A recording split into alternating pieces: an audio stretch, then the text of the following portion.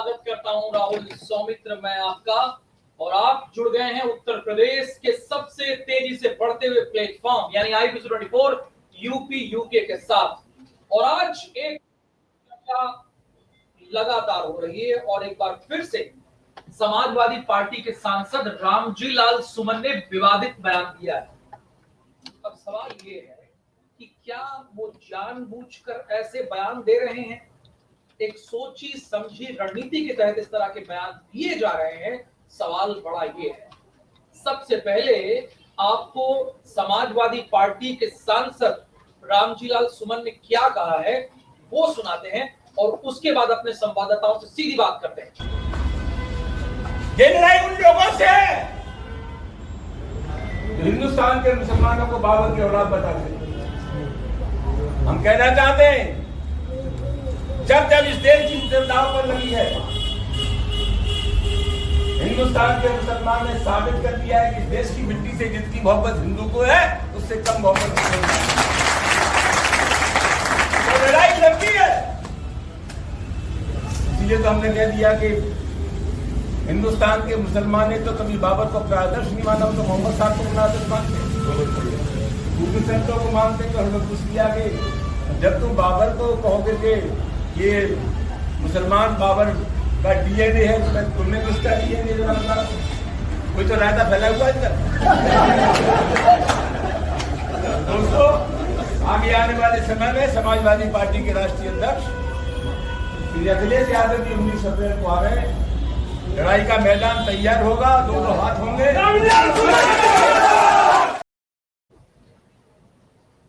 तो आपने रामजी लाल सुमन को सुना ही। उन्होंने क्या कहा ये बात तो ठीक है, उन्होंने हिंदू मुस्लिमों को जोड़ने की बात कही, गंगा जमुनी तहजीब की बात कही, यहाँ तक तो ठीक है।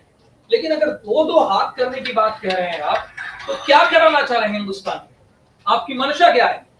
बहरहाल जो भी उनकी मंशा है जानने की कोशिश करेंगे। फिलहाल हमारे साथ 5 पारब्रह्म प्रवक्ता जुड़े हुए जो IPC उत्तर प्रदेश की शान है। अखंड राय लखनऊ से जुड़े हैं, स्वागत आपका। अवनीश अवस्थी कानपुर नगर में जुड़े हैं, स्वागत आपका भी। इंद्रवीर सिंह हमारे साथ जुड़े हुए हैं रायबरेली से, और ज्ञानेंद्र इस वक्त हमारे साथ जुड़े हैं प्रतापगढ़ से। भी हमें थोड़ी देर में ज्वाइन करेंगे। आप सभी संवाददाताओं का बहुत स्वागत। लेकिन अखंड राय, राजधानी लखनऊ से आज की बड़ी खबर कौन सी है?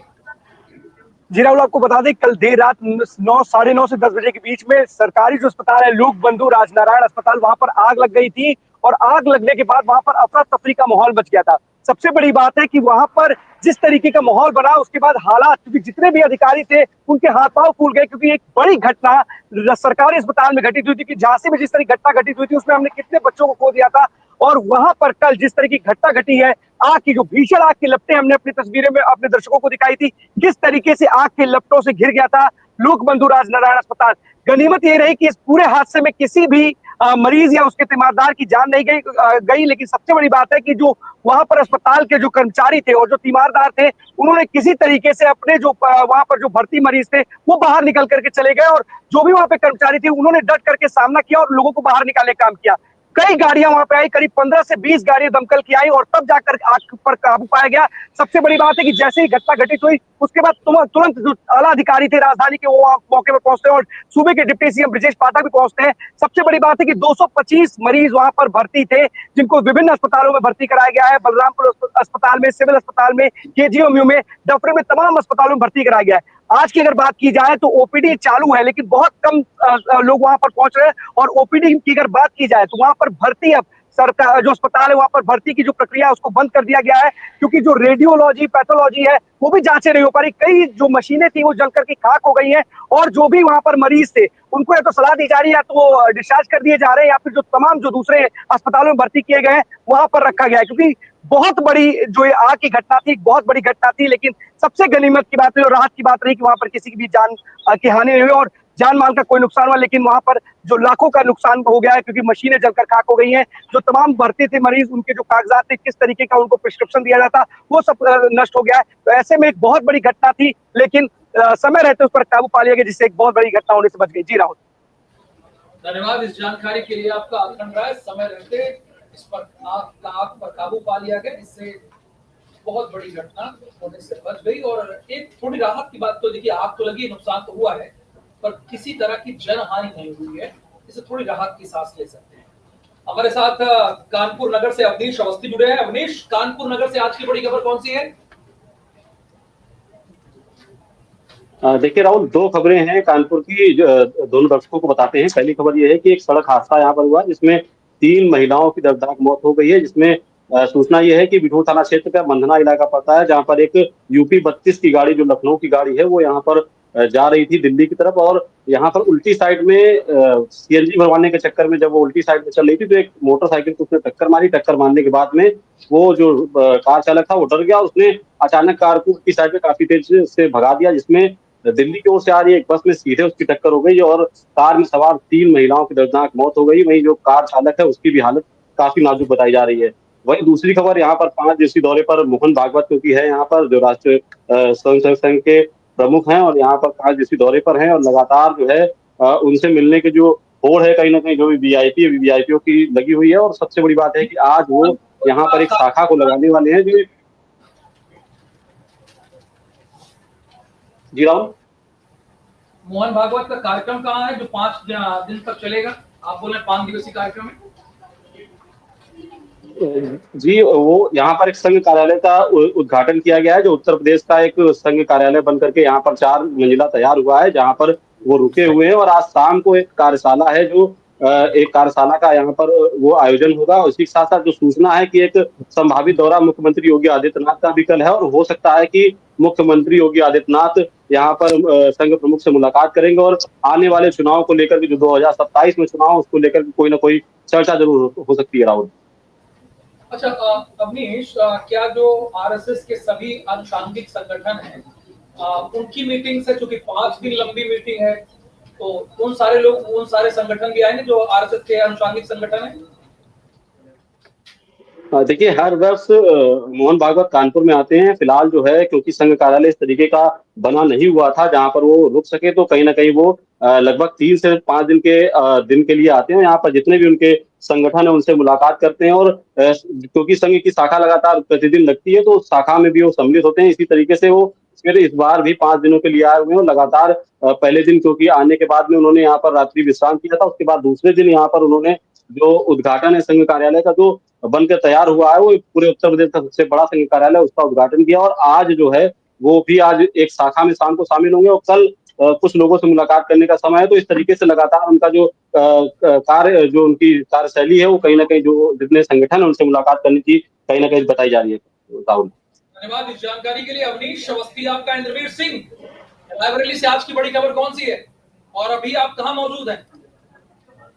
देखिए, सबसे बड़ी खबर रायबरेली की अगर बात करें तो हमारे पास एक संघ से रिलेटेड खबर है, लेकिन उसके पहले हमारे पास कुछ सेकंड का एक विजुअल है। वो विजुअल में चाहूंगा कि अगर हमारे असाइनमेंट के पास है तो एक बार जरूर दिखाएं, क्योंकि ये तस्वीर कुछ और बयां कर रही है।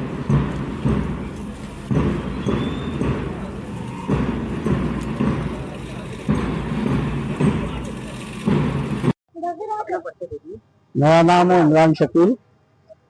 सारे जहां से अच्छा हिंदुस्तान हमारा, हम बुलबुलें हैं उसके, ये गुलसिता हमारा। ये हमारा आप सबको संदेश है। हिंदू मुसलमान सब भाई बहन सब प्यार मोहब्बत से सब मिलजुल के रहें और एक दूसरे के त्यौहार में सम्मिलित होकर एक दूसरे की खुशियों में शामिल होकर एक दूसरे का सहयोग करते रहें।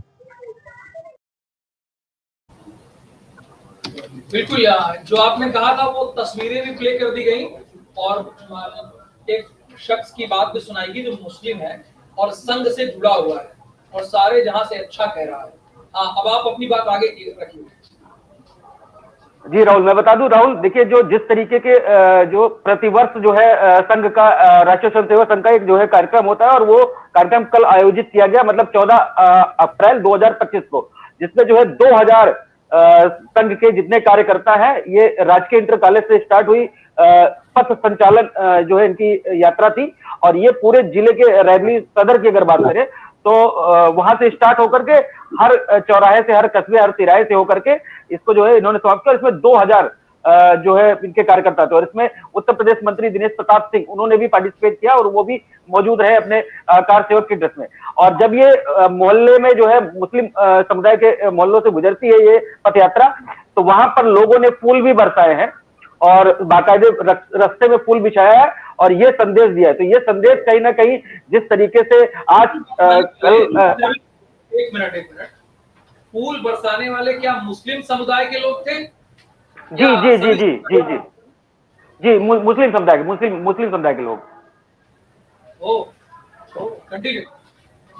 मुस्लिम समुदाय के लोग थे, पूरे मुस्लिम समुदाय ने इकट्ठे होकर के फूल बरसाए और रास्ते में उन्होंने फूल बिछाए हैं और उसके बाद इनका वो स्वागत किया। उसके बाद ये बयान आया है मुस्लिम समुदाय के आम जनता के जो है उनका ये बयान आया। उन्होंने सीधे सीधे कहा कि हम ऐसे लोगों को और ऐसे सभ्यता को, ऐसे कल्चर को हम भी जो है स्वागत करते हैं और हम चाहते हैं कि उन्होंने उस बयान भी दिया है कि सारे जहां से अच्छा हिंदुस्तान हमारा, हम बुलबुलें हंसती है गुलसिता हमारा। तो बता रहे हैं हमारे संवाददाता इंद्रवीर सिंह रायबरेली से, अब मुस्लिम भी संघ से जुड़ रहे हैं लगातार। बिल्कुल और बिल्कुल ये बात कहने में कोई गुरेज नहीं है कि सारे जहां से अच्छा हिंदुस्तान हमारा है, ये इसमें कोई डाउट भी नहीं है। बहुत धन्यवाद इंद्रवीर सिंह इस पूरी इंफॉर्मेशन के लिए, लेकिन आपको जुड़े रहना है। और शिवम द्विवेदी हमारे साथ जुड़े हैं और साथ ही साथ ज्ञानेंद्र जुड़े हैं, खाटी रिपोर्टर है ज्ञानेंद्र। 41 डिग्री के टेम्परेचर पर 12:18 पे शेर बाहर निकला हुआ है। कौन सी खबर है आज की बड़ी प्रतापगढ़ की?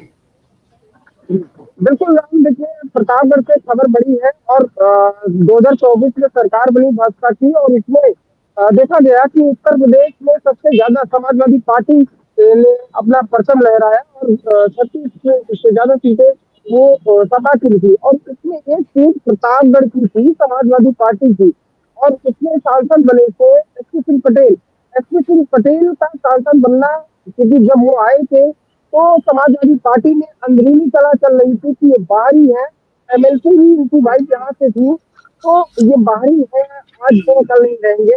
वो बातें शायद जो समाजवादी पार्टी से बाहर निकल रही थी, अंदर अंदर पूरे खोल रही थी, वो शायद सच भी हुआ।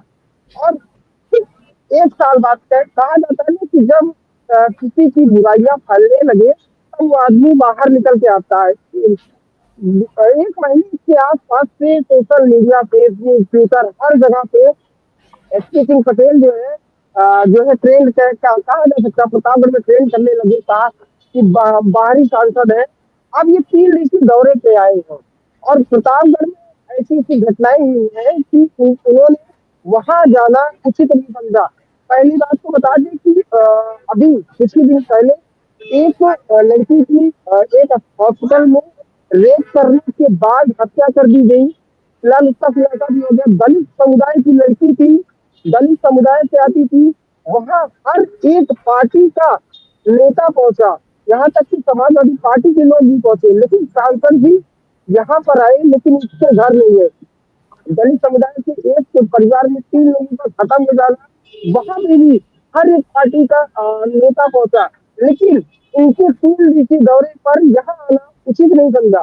देखिए, आप हरदोई के निवासी है, लखनऊ यहाँ का बहुत बड़ा स्कूल है, लेकिन आप अपने बेटे के 1 साल के बीच में अगर बात करें तो आप अपने बेटे का रिसेप्शन करने के लिए प्रतापगढ़ आते हैं सांसद बनने के बाद। इसके बाद प्रतापगढ़ में क्या हो रहा है, क्या नहीं हो रहा है, आज से इससे कोई लेना देना नहीं।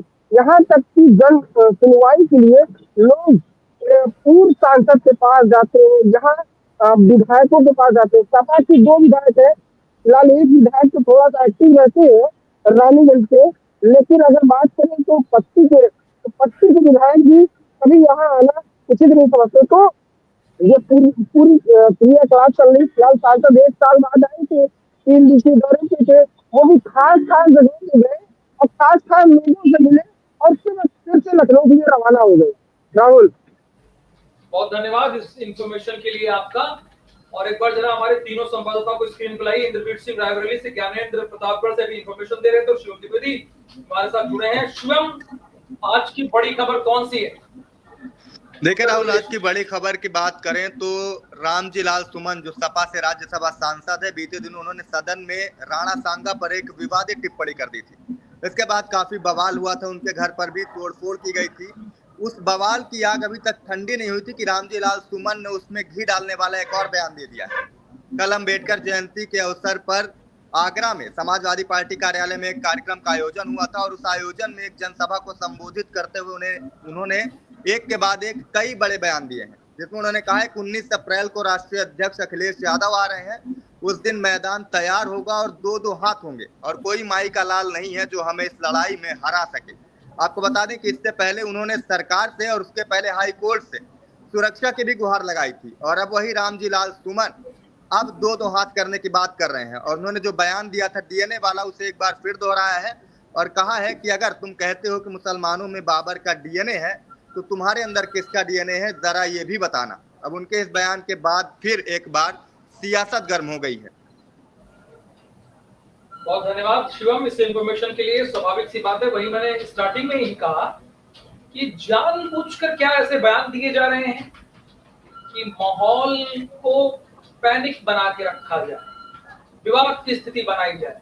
फिलहाल बहुत धन्यवाद ज्ञानेंद्र मिश्रा इस इंफॉर्मेशन के लिए, पूरी जानकारी के लिए, प्रतापगढ़ जिला बताने के लिए। इंद्रवीर सिंह आपका भी धन्यवाद और शिवम आपका भी धन्यवाद और हमारे दर्शकों का विशेष धन्यवाद।